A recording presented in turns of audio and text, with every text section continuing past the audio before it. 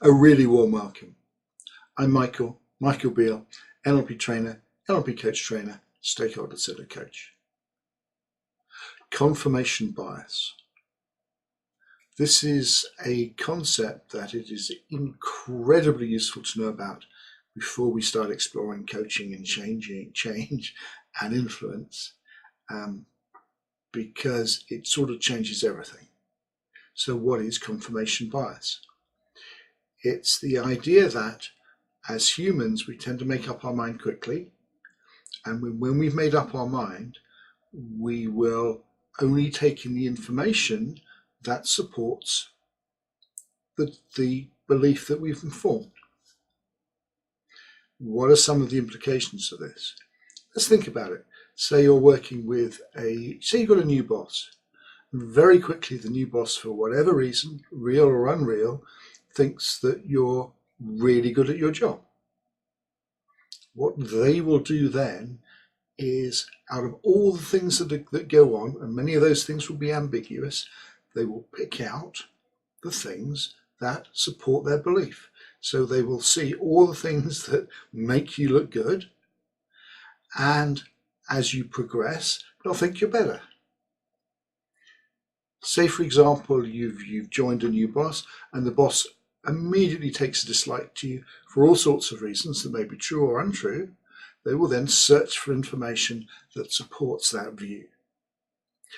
Therefore, it becomes really hard to do anything in both cases to convince your boss that their view is not correct, or they could have a more useful view. This has a huge impact on coaching, both for us choosing clients, because actually, to give ourselves, assuming that we're really good coaches to start with, if we have clients that actually are with us that believe in what we're doing, they will let us help them. If we have clients that aren't sure about us, they won't let us help them. So it actually becomes self-fulfilling. And I've thought about this some time. It also means it's also another reason why giving feedback when they don't want it can be incredibly destructive, because if it's against what somebody thinks and what somebody believes, they're going to create all sorts of reasons why it's not true. By the same token, seeking genuine feedback and feed forward is so tremendously useful, because the only way we'll stop our own biases is by getting raw and real information from around us.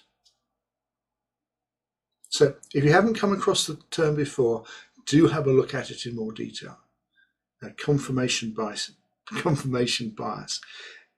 It changes a lot of our perception of all those things that we're doing.